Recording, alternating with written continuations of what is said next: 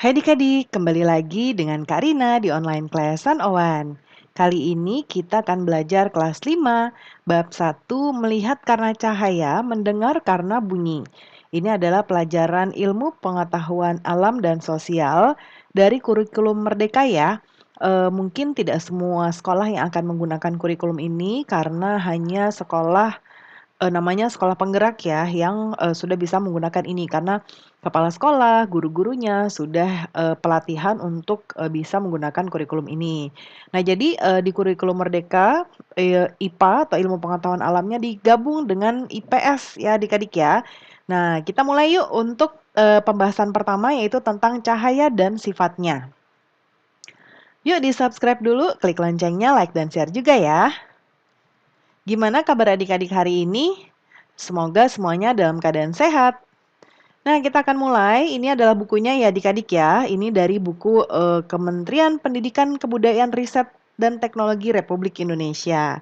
Ya, untuk saat ini kita akan baca dahulu. Kemudian nanti kalau ada bagian yang harus kita jawab, nanti kita jawab bersama-sama ya. Tapi seperti biasa, sebelum menjawab, adik-adik jawab mandiri dulu, baru nanti lihat jawaban dari Kak Rina ya. Nah, yuk kita akan mulai. Jadi, festival budaya merupakan acara yang sangat menarik ya adik-adik ya. Mata dan telinga kita dimanjakan dengan pertunjukan budaya dan juga musik tradisional. Semuanya bisa dinikmati karena kita bisa melihat dan mendengar. Oleh karena itu, bersyukurlah selalu kepada Tuhan. Tahukah kalian bahwa manusia membutuhkan cahaya untuk melihat? Ya, adapun telinga bisa mendengar karena menangkap bunyi. Lalu bagaimana proses melihat dan mendengar dapat terjadi? Bagaimana pula cahaya dan bunyi berperan pada proses ini atau dalam proses ini? Nah, yuk kita pelajari proses melihat dan mendengar pada bab ini.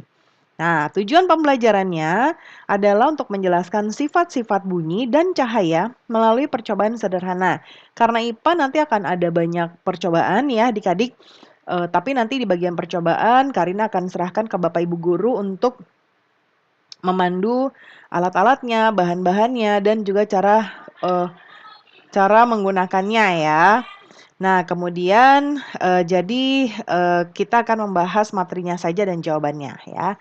Yang kedua, nanti adik-adik akan mendemonstrasikan bagaimana sistem pendengaran dan penglihatan manusia bekerja ya.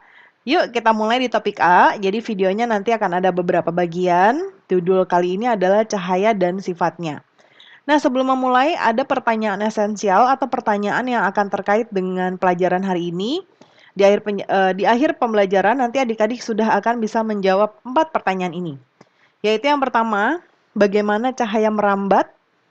Mengapa ada bayangan? Apa yang mempengaruhi dari bentuk bayangan? Yang ketiga, bagaimana kita bisa melihat bayangan kita di cermin? Yang keempat, bagaimana pelangi terbentuk? Adik-adik pasti tahu pelangi ya. Ya, pelangi yang begini, terus warnanya merah, kuning, jingga, hijau, biru ya. Mejiku hibiniu ya. Yuk kita lihat ada gambar di sini. Katanya yang ini kolam renangnya terlihat dangkal ya. Mengapa bisa begitu ya? Nah, kamu tahu tidak kolam renang itu selalu terlihat lebih dangkal dari aslinya ya, loh. Oh, terus kata dia ini, mengapa bisa begitu? Ya, nah kalau tokoh-tokohnya berbeda dengan tokoh yang ada di tematik sebelumnya ya, yang ada di kurikulum 2013 adik-adik. Kalau dulu kan ada Edo, Lani, Dayu, dan lain-lain. Kalau sekarang tokohnya beda. Ya, kalau nggak salah di depan ada nih. Coba kita lihat ya. Ada perkenalan tokohnya nggak? Kalau di buku yang lain ada ya. Kita lihat dulu ya, ada nggak perkenalan. Oh, ini nggak ada sayangnya ya. Mungkin beda-beda, beda buku. Beda buku, beda tokoh. Kalau di matematika kemarin Karina sudah buat videonya, itu ada tokoh-tokohnya, ada Yosef dan lain-lain ya. Oke, kita balik lagi ke tempat tadi. Nah, dalam kehidupan sehari-hari kita tidak bisa lepas dari yang namanya cahaya. Bahkan kalian bisa melihat karena adanya cahaya. Kolam renang terlihat lebih dangkal karena ada pengaruh dari sifat cahaya. Yuk kita pelajari bersama sifat-sifat cahaya. Nah, sekarang di bagian mari mencoba. mencoba menjadi ilmuwan, ya ilmuwan itu adalah orang yang melakukan percobaan, mengenai sesuatu ilmu, makanya namanya ilmuwan. Ya, dengan melakukan percobaan tentang sifat-sifat cahaya. Nah, di kelas 5 ini kalian akan mencoba hal baru. Biasanya kalian melakukan percobaan dengan mengikuti instruksi yang ada. Sekarang kalian akan mendesain sendiri percobaan untuk melihat sifat-sifat cahaya. Nah, ini ada perintahnya ya. Mempelajari sifat cahaya, nanti Bapak Ibu guru akan memandu atau menentukan masing-masing temanya. Jadi nanti ditunggu arahan Bapak Ibu guru ya. Lalu nanti akan berdiskusi untuk mendesain percobaannya. Kemudian nanti berkumpul dengan kelompok yang sudah ditentukan, lalu berdiskusi ya. Kemudian menentukan alat dan bahannya, lalu pergunakan peralatan sederhana yang mudah ditemukan, lalu diskusikan ide percobaan yang akan dibuat dengan guru kalian, ya. Lalu pastikan idenya disetujui. Jadi nanti adik-adik membuat rancangan idenya dulu, lalu bilang ke Bapak Ibu guru seperti ini, mungkin nanti ada masukan dari Bapak Ibu guru, baru adik-adik nanti lakukan percobaannya, ya. Nah, kalau sudah nanti tuliskan desain percobaan yang sudah disetujui di buku tugasnya. Lalu kemudian membuat perangkat percobaan, menyiapkan alat dan bahannya, ya, lalu siapkan percobaan sesuai desainnya, lakukan uji coba terlebih dahulu untuk melihat apakah percobaan tersebut berhasil atau tidak. Kalau tidak berhasil, diskusikan dengan Bapak Ibu guru lagi ya. Kalau berhasil, buat judul langkah percobaan dalam bentuk selembar kertas ya. Nah, kemudian sekarang kita akan mempelajari sifat-sifat cahaya, ya. Nah, masih ingatkah kalian tentang sumber energi cahaya terbesar di bumi? Tentu masih ya, di kelas 4 kita sudah belajar ini, yaitu matahari. Cahaya matahari merambat dari jarak yang sangat jauh, ya, berjuta-juta kilometer cahaya ya, sampai ke bumi. Cahaya tidak membutuhkan media seperti udara, air, atau benda padat untuk bergerak. Matahari bukan satu-satunya sumber cahaya. Lampu dan api juga menghasilkan energi cahaya. Yuk kita pelajari sama-sama sifat dari cahaya. Yang pertama, cahaya itu merambat lurus, ya. Dari sumbernya cahaya merambat atau bergerak lurus. Ya, jadi kalian bisa melihat cahaya matahari merambat lurus melewati celah-celah kecil seperti gambar ini, ya. Jadi ketika ada celah, dia akan masuk. Itu artinya dia merambat lurus, ya. Di ruangan yang tertutup dinding ya seperti ini, kalau ada bolongan seperti ini ya dia tetap akan lurus sesuai dengan sebesar apa bolongan tersebut atau celah tersebut, ya. Nah, cahaya hanya bisa masuk melalui celah yang ada. Bisakah kalian melihat rambatan cahaya yang lurus? Nah, bisa ya kita bisa melihat ketika ruangan yang di dalam seperti ini lebih gelap. Ya, kalau yang di dalam lebih terang mungkin tidak terlalu terlihat ya. Jadi misalnya kalau pagi-pagi pas sinar matahari sudah mulai terlihat atau menjelang siang, adik-adik matikan dulu lampu di dalam rumah, lalu buka jendela atau pintu. Nah, nanti dia bisa masuk. Itu nanti kelihatan sinar cahayanya seperti ini ya. Lalu yang kedua, cahaya bisa dipantulkan. Kita bisa melihat karena cahaya memantul dari benda ke mata kita. Ya, jika tidak ada cahaya, maka tidak ada pantulan yang diterima oleh mata. Ketika kita bercermin, cahaya dari lampu merambat ke cermin. Lalu, cahaya tersebut dipantulkan ke mata kita. Akhirnya, kita bisa melihat diri kita serta apa yang ada di belakang kita. Seperti contohnya di sini ya. Nah, di gambar ini adalah contoh peristiwa di mana cahaya bisa dipantulkan. Ya. Oke, kemudian berikutnya. Nomor 3, cahaya bisa menembus benda yang bening. Nah, kita bisa melihat jelas melalui kaca jendela. Namun, kita tidak bisa melihat apa yang ada di balik tembok. Mengapa demikian? Perhatikan gambar di bawah ini ya. Apakah kalian bisa melihat perbedaan ketiga benda pada gambar tersebut? Apakah sekeliling kalian ada benda-benda yang bening, buram, dan gelap? Ya. Ini contoh. Benda gelap yang seperti ini seperti tembok ya. Dia gelap jadi tidak bisa menembus cahaya. Lalu ada juga yang buram. Ya, dia tidak bening. Ya, seperti ini contoh apa ini namanya ya, tirai atau gordeng, bukan gordeng. Kalau gordeng itu dia yang benar-benar warnanya mati ya. Misalnya warna hijau ya hijau. Kalau ini tuh namanya vitres kalau nggak salah ya. Jadi gorden tapi yang yang transparan ya, ini dia buram. Jadi tidak bening. Lalu ada juga benda bening yang transparan. Jadi dia bisa tembus cahaya dengan nyata dan jelas seperti kaca jendela. Nah, seperti contoh di lemari mungkin ada yang gelap, buram dan bening ya. Ini contohnya. Oke, kemudian cahaya bisa menembus benda-benda bening yang disebut juga transparan. Oleh karena itu, kita bisa melihat dengan jelas benda-benda tertentu melalui benda-benda transparan. Seperti kaca, sebaliknya cahaya tidak dapat menembus benda-benda gelap seperti tembok. Ada pula benda yang sedikit ditembus cahaya atau buram. Pada benda ini, cahaya hanya bisa menembus sebagian. Oleh karena itu, kita hanya bisa melihat benda dengan samar. Nah, ini contoh gambar berdasarkan sifatnya terhadap cahaya. Benda terbagi menjadi yang pertama, bening ya, semua cahaya bisa menembus benda. Lalu ada yang buram, hanya sebagian cahaya yang bisa ditembus. Jadi kalau kita lihat sinar garis cahayanya ini dari awalnya ada 5, semuanya akan masuk. Ya, lalu kalau yang buram mungkin dari sekian cahaya yang masuk setelah melewati benda buram ini maka hanya sebagian saja yang menembus. Ya, dan kalau yang gelap sama sekali tidak ada yang nembus cahayanya ya. Oke, ini ada kosakata baru yang adik-adik ketahui, yaitu ada buram, ada transparan. Buram itu tidak bening, ya. Lalu kalau transparan itu tembus cahaya nyata atau jelas. Lalu yang keempat, cahaya bisa dibiaskan.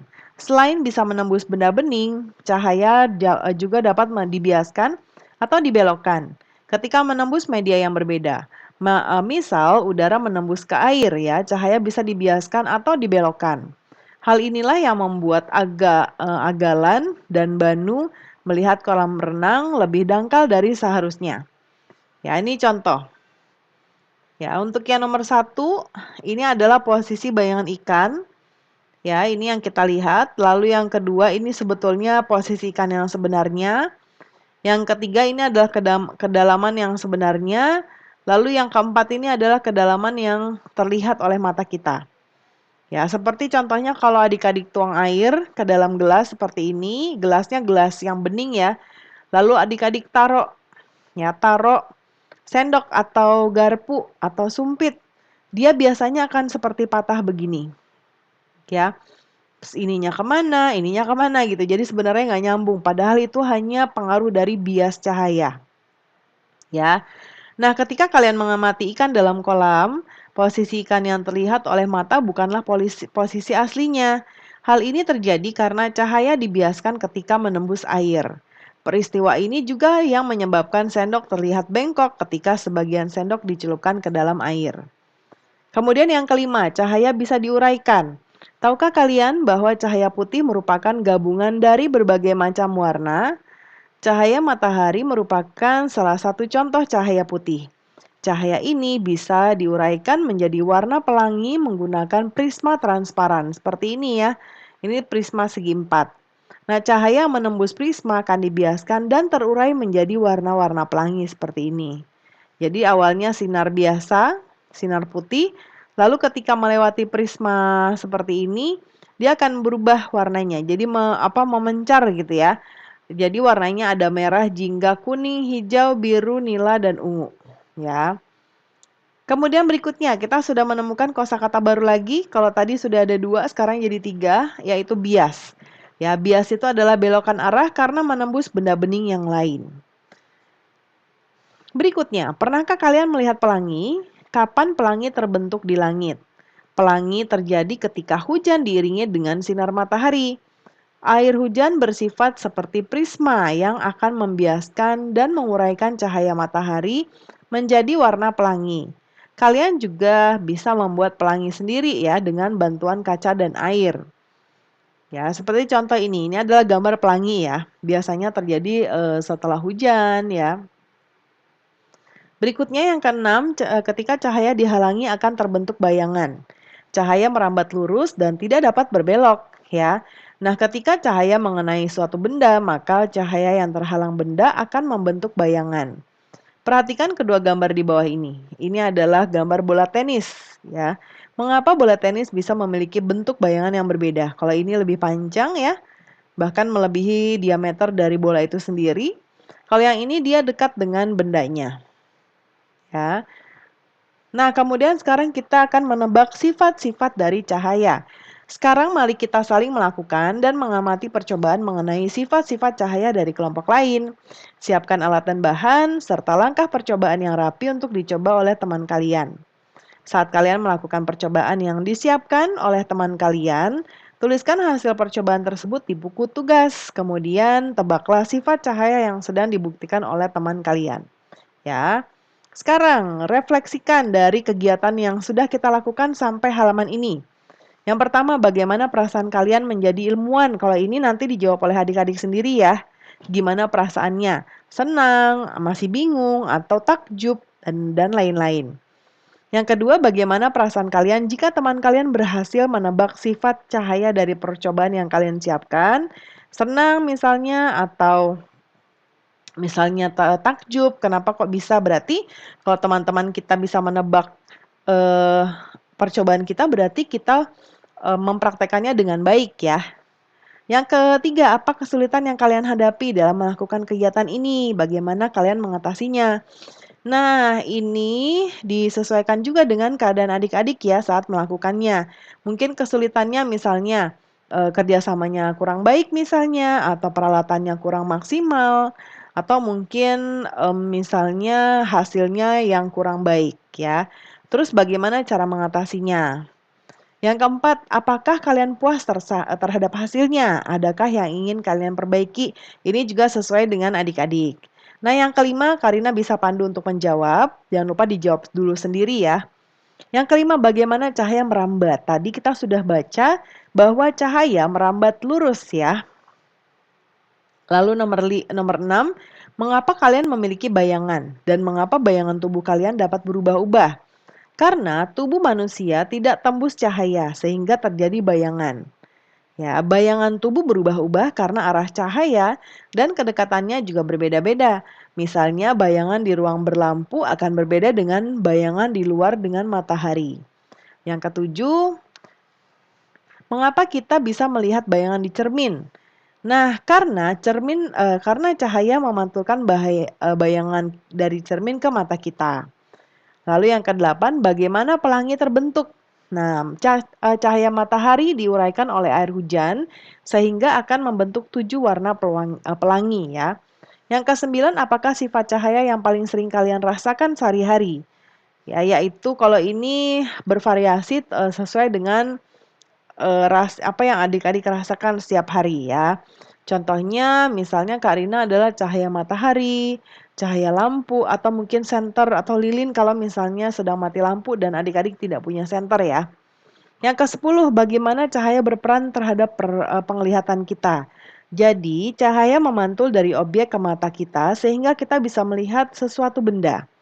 Tanpa cahaya, maka mata kita pun tidak bisa melihat ya. Nah, sekarang lebih lanjut kita akan mempelajari mengenal jenis cermin. Dalam kehidupan sehari-hari, pasti adik-adik sering menjumpai cermin ya. Tahukah kalian bahwa ada 3 jenis cermin? Yuk kita cari tahu. Yang pertama adalah cermin datar, seperti cermin yang adik-adik gunakan untuk mengaca ketika berangkat ke sekolah.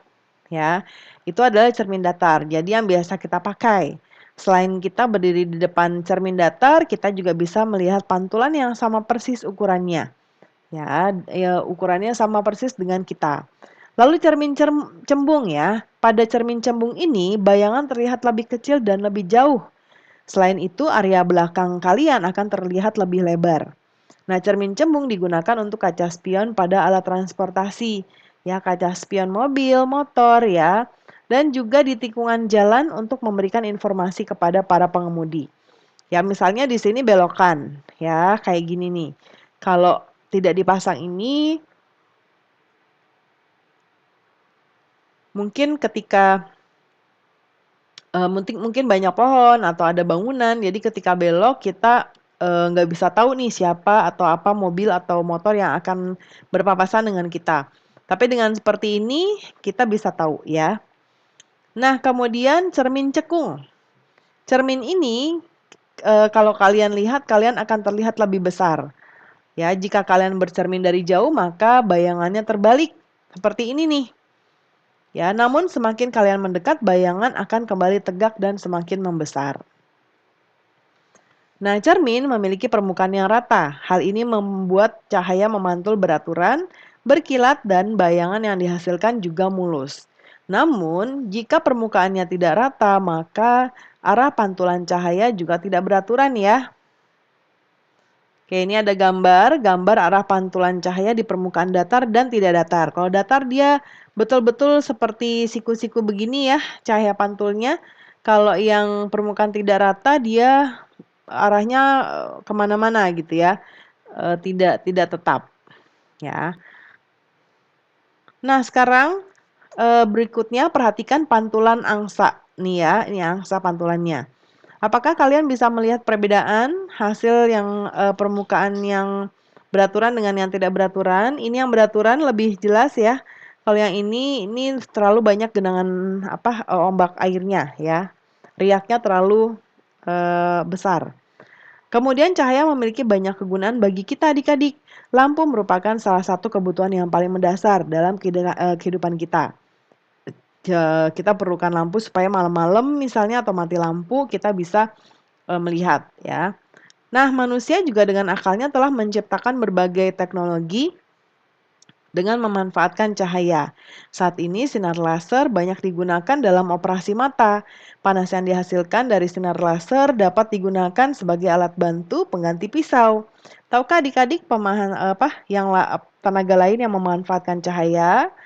Nah, yang berikutnya, kalau yang eh, teknologi lain itu ada juga yang namanya eh, solar panel ya. Namanya tuh solar panel atau panel surya ya. Solar panel atau bahasa Indonesianya panel surya. Panel surya itu adalah semacam lempengan ya. Mungkin dia bentuknya seperti ini. Biasanya kotak-kotak gini, dia akan menyerap atau dia akan mengisi energi dari sinar matahari, menyimpannya, lalu ketika kita ingin gunakan sebagai pengganti aliran listrik ini bisa. Ya, jadi tenaga listrik tenaga cahaya ya dari tenaga cahaya matahari. Nah, kemudian terakhir apa yang sudah kita pelajari? Tadi kita mempelajari cahaya merambat lurus ya dan tidak membutuhkan media untuk merambatnya. Lalu kita juga bisa lihat ya, kita bisa melihat karena cahaya bisa dipantulkan.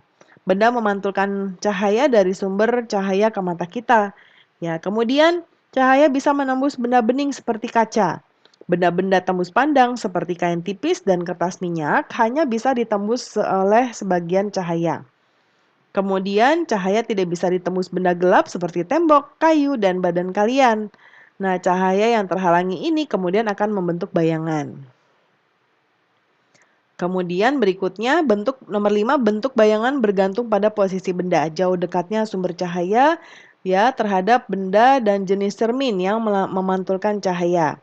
Lalu yang keenam, jika menembus medium yang berbeda, seperti dari udara ke air, cahaya akan dibiaskan. Hal ini membuat benda di dalam air terlihat lebih dekat dibanding aslinya.